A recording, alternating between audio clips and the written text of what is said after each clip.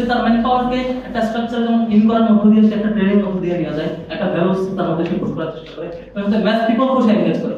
অন্যান্য সংগঠনগুলো ম্যাথ পিপলকে নিয়ে যে প্রোগ্রাম করে পজিটিভ প্রোগ্রাম, সেগুলো তার সাথে অনেকগুলো বেশি পজিটিভ প্রোগ্রাম করে ম্যাথ পিপল নিয়ে, আর তার একটা বড় অংশ কাজ করে ইন্টারনাল পিপল নিয়ে থাকে। শুধু ইন্টারনাল স্ট্রাকচারকে দেখে আপনি বলেন ম্যাথ পিপলকে সে শুরু করছে, এটা ভুল হবে। বরং শিবির বেশিরভাগ সেবা প্রতিষ্ঠান, সেবা দানের জন্য যেসব প্রতিষ্ঠানকে সে এনগেজ করছে বা অন্যান্য অ্যাক্টিভিটিস করে, বেশিরভাগ প্রোগ্রাম সে করে সাধারণ শিক্ষার্থীদের জন্য, এবং সেটা করবে, এবং সেগুলো একটা থাকা দরকার। দ্বিতীয় হচ্ছে তিনি বলছেন যে শিবির উদ্দেশ্য হচ্ছে ভোট বাড়ানো, তাহলে এই স্ট্রাকচার বিজেপিতে কাম রাখা। আমি দ্বিমত করছি, শিবির উদ্দেশ্য ভোট বাড়ানো না, শিবির উদ্দেশ্য হচ্ছে আমার মধ্যে আমার সংগঠনে যে ভাইটা এনগেজ হবে তাকে আমি তার কিছু মোরালিটি শিখাবো, তার কিছু কালচার শিখাবো, তাকে কিছু একটা ভালো ম্যানার মধ্যে দিয়ে যাবো, যার ফলে আমি এটাই শুরু করতে পারবো।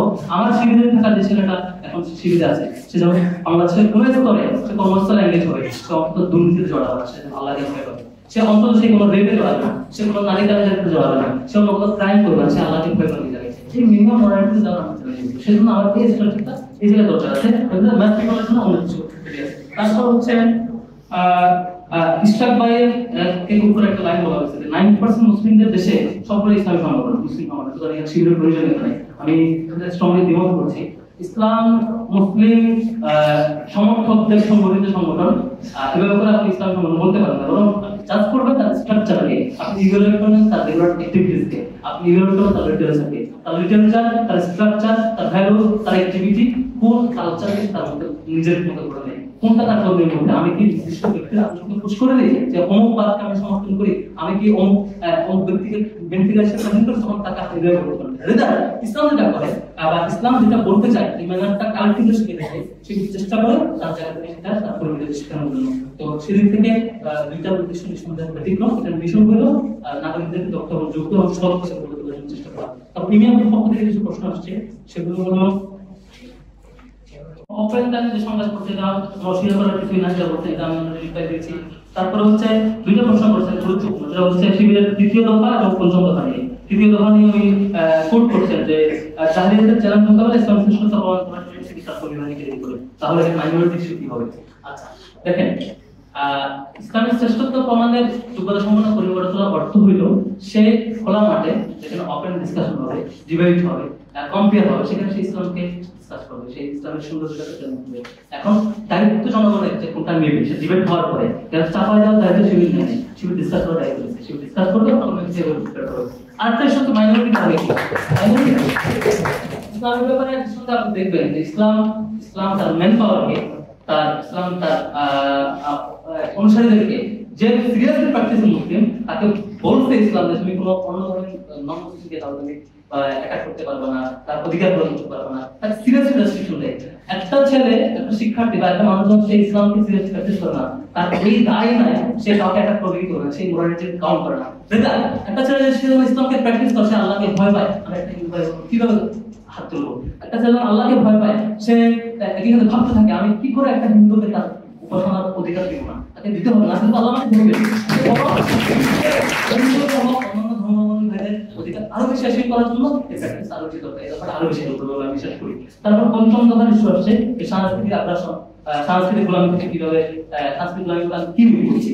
দেখেন, ইসলামের সৌন্দর্য হলো আমি আল্লাহ বলছি শিবির নির্দিষ্ট কোনো ফিগারকে প্রমোট করে সেটাকে তার মতো করে কি করে না, গ্লোরিফাই করে না। রেজাল্ট শিবির এখানে বেসমেন্টটাকে ইসলামকে, সেজন্য সুবিধা হলো এখন ইসলাম কালচারের সাথে তার লোকাল হিস্ট্রিকে সে রেসপেক্ট করে এবং ওন করে, বাট কিছু প্রিন্সিপাল দেয়, এই প্রিন্সিপালকে মেইনটেইন করে আপনি আপনার লোকাল কালচারকে করতে পারবেন। এই এরিয়ায় 700-800 বছর 1000 বছর ধরে মুসলিমরা শুরু করছে এবং পরবর্তী সে ব্রিটিশ রাষ্ট্র, এরপর আরো রাষ্ট্র, এই জনপদের বড় অংশ নাগরিক সুপারিং মুসলিম হয়েছে। এখানকার কালচারের সাথে ইসলামের মেজর কোনো ক্ল্যাশ নাই, বরং সিমিলারিটি বেশি। সেই জায়গায় সাংস্কৃতিক গোলামি হলো এই আমাদের রেগুলার যে জাতীয় কালচার, রেগুলার সোলাশা কালচারের উপর অন্য কোনো কালচার চাপাই দেওয়া হইলে সেই কালচারটা আমরা আসতে দিব না, বরং আমাদের লোকাল এরিয়া যে কালচার বিরোধিতা ছিল সেই কালচারটা আমরা ধরে রাখতে পারবো। আর মেন্টাল ফাংশনের রেডিও ভাষা এটা উত্তর রয়েছে। তারপর হচ্ছে ছাত্র সংঘের ইস্যু আসছে, যে আমরা রিপ্লাই দিয়েছি। শিবিরের দুইটা ধারার একটা ইস্যু আসছে, আমি শুরুতে বলেছি শিবিরের উত্থানে হয়েছে, শিবিরের জন্ম হয়েছে যে মডার্ন একটা জায়গা যেটা প্র্যাকটিস করতে উড়াই দেয়, আর আরেকটা জায়গা হচ্ছে যে ধর্মকে প্র্যাকটিস করতে গিয়া পৃথিবীর পার্থিব যে এক্সিস্টেন্স অন্যান্য অ্যাক্টিভিটি সেটাকে না মানে সে প্র্যাকটিসই করে না, এই দুটোকে অ্যাকোমোডেট করে শিবিরের একটা ছেলে সে রেজাল্টে প্র্যাকটিস করবে, তাহলে তার করে নিলে আমাদের ছেলেকে মেইনস্ট্রিম হয়ে সকল কাজে সক্ষম হবে অ্যাক্টিভ থাকে। দুইটা প্যারামিটার একসাথে শিবির উত্থানে এটাকে অ্যাড্রেস করতে গিয়ে এবং এই জন্য শিবিরে কাজ করতে পারছে। তারপর অনেকগুলো প্রশ্ন তার কাছ থেকে আসছে, সেটা হলো নিলে সেটা আপনাদের কিছু চাই কিনা। শিবিরের গঠনতন্ত্রের নিয়ম হচ্ছে অন্যান্য সংগঠনের অ্যাক্টিভিটি শিবির কর্মীরা এনগেজ হয় না। আর সাধারণত শিবিরের দায়িত্বশীল নেতা কর্মীরা অন্যান্য সংগঠনের স্ট্যান্ডার্ড হয়ে কাজ করছে, কর্মীদের কাজ করছে, এই ধরনের কন্ডিশন আপনি পাবেন না। আর হলে থাকা ছাত্রলীগ ফার্স্ট ইয়ারের একটা ছেলে সে গেল এই প্রশ্ন বাসার শিক্ষার্থীকে করাটা আপনার উচিত মানে হল বিবেচনা। আর শিবিরের স্ট্রাকচার থাকে শিবিরের তার কোনো ম্যান পাওয়ারকে আপনি শিবিরের ম্যান পাওয়ারকে শিবিরের উপরে এনগেজ হন। কিন্তু ফার্স্ট ইয়ারের শিক্ষার্থী যে ছাত্রকে প্রোগ্রাম চায় আপনি তাকে সিট দিতে পারেন না, দিতে পারছেন না। আবার হলের যে দুরন্ত চলছে সেটাও বন্ধ করতে পারছেন না। ফলে সে হল থাকতে গিয়ে বাধ্য হয়ে যে টুকটাক ফার্স্ট ইয়ারে সে এনগেজ হয়, যেন তাকে দূষণ করে তাকে এনগেজ করে তাকে কোশ্চেন করতে না। সে যদি সিনিয়র হওয়ার পর এবার পিছনে করে পিছনে তাকে কোশ্চেন করবে। আর শিবিরের কোনো কর্মী কোনো জনশক্তি সেটা আমাকে জরুরি প্রমাণে জড়ায় না। আর আমাদের যে সেশনে আমি রিপ্লাই দিয়েছিলাম, চ্যালেঞ্জ করছিলাম, আমি অ্যাক্টিভিটিস জড়াইছি এরকম কোনো সেমিনার ডকুমেন্টে। আর আমার কিছু ছবি নিয়ে বেশ আলাপ হয়েছে, প্রত্যেকটা ছবি ডিভিশন ক্লাবের প্রোগ্রাম এবং ডিভিশন ক্লাবের এনগেজমেন্ট, ডিভিশন ক্লাবে আমার ক্লাবে যারা ছিল, জিউএসএ যারা ছিল, প্রত্যেকে এটা সমানভাবে চায়, তাদেরকে কোশ্চেন করলে অ্যান্সার পাবেন। তারপর হচ্ছে তারপরে কোশ্চেন করতে ঢাবি শিবির এবং লোকাল শিবির একই কিনা, শিবিরের স্ট্রাকচার, শিবিরের প্রোগ্রাম, শিবিরের ভ্যালু সিস্টেম ক্রিয়েট করার যে প্রক্রিয়া সামনে যাচ্ছে। এখন নিঃসন্দেহে ঢাকা বিশ্ববিদ্যালয়ের যে ছেলেটা ডিবেটিং ক্লাবে ফেসিলিটি পাচ্ছে আপনি রংপুরের গ্রামের ছেলে পাচ্ছেন না। ঢাকা বিশ্ববিদ্যালয়ের যে ছেলেটা রবার্ট কোর্টে গিয়ে ফেসিলিটি পাচ্ছে, ঢাকা বিশ্ববিদ্যালয়ের যে ছেলেটা এরকম একটা বিভিন্ন ডাইমেনশনাল লোকজনের সাথে মিশতে পারছে, তো এটা নিঃসন্দেহে লোকাল এরিয়াতে পাচ্ছে না। যাতে শিবিরের কারণে তার ডাইমেনশন থেকে বিষয়টা এমন না, বরং ঢাকা ইউনিভার্সিটি বিশ্ববিদ্যালয় হওয়ার কারণে একটা স্বতন্ত্র পরিবেশ, এই পরিবেশের কারণে সেখান থেকে কিছু জিনিস শেষ করার জন্য শেখা হয়, সেটা নতুন কিছু শেখে। আর শিবির স্ট্রাকচারের জায়গা থেকে মোটামুটি কমন জায়গাতে সারা দেশে সম্ভব দেয়। আর যে ডাইভার্সিটি থাকবে সেটা তার এরিয়া দ্বারা ডাইভার্সিটি থাকবে, সেটা তার স্থান কাল পাত্র ভেদে তার ব্যক্তিত্ব গঠন সামাজিক জীবনের ডিফারেন্ট জায়গা থাকে, সে কারণে। তারপর একটা প্রশ্ন হচ্ছে ট্রেনিং প্রোগ্রাম পাবলিকলি করবেন, আপনারা ইন্টারনালি করতেন। হ্যাঁ, আমরা ইনশাআল্লাহ আমরা আমাদের ট্রেনিং প্রোগ্রাম, আমাদের স্কিল ডেভেলপমেন্টের অনেকগুলো প্রোগ্রাম পাবলিকলি করার সামনে আমাদের চিন্তা আছে, করব যদি সময় সুযোগ পরিবেশ সবগুলো আশা করি ডেমোক্রেটিক থাকবে। আমরা যে স্বপ্ন দেখি ডেমোক্রেটিক এনভায়রনমেন্ট থাকবে, সেই নাম্বার 1 ডাকসু তো অবশ্যই আমি প্রতিনিধি দেব, দেব না কেন দেব না? শিবির থেকে নাম্বার 1 হচ্ছে আমরা ডাকসুর কিছু সংস্থার প্রমাণ দেব। আমি এটাকে বেস করে শিবির কেমন প্যানেল দেবে এটা ডিপেন্ড করবে নাম্বার 1, কারণ প্যানেল বিদেশে থাকবে না, এগুলো ডিবেট চলছে ইন্ডিভিজুয়াল দেওয়া হয় কিনা এজন্য। আর যদি প্যানেল জানায় এই কন্ডিশন থাকে, যদি প্যানেলই থাকে সিস্টেম আছে, তাহলে দেব না কেন? শিবির সবাইকে ইনক্লুড করবে। আমি একটা এনগেজমেন্ট মাইনরিটিদের কিভাবে ইস্যুটা আসছে আমি এগুলো রিপ্লাই দিয়ে দিচ্ছি। হচ্ছে শিবিরের দুটো সমস্যা আছে, একটা হচ্ছে মুসলিমদের জন্য, একটা অমুসলিমদের জন্য। আপনি মুসলিমদের জন্য উচিত হবে না। আর শিবির প্যানেল দিলে নারী শিক্ষার্থী, ছাত্রী এবং মাইনরিটি সবাইকে ইনক্লুড করে দিয়ে শুনতে। তারপর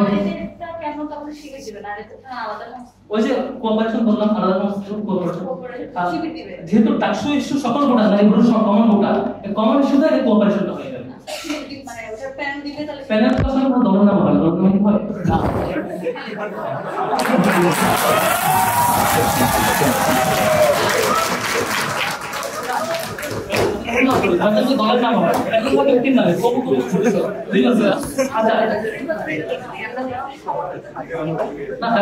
আমরাও দেখেছি, আমরা ব্যক্তির নামে দেওয়া হয় প্যানেল হয়, ব্যক্তির নামে প্যানেল হয়।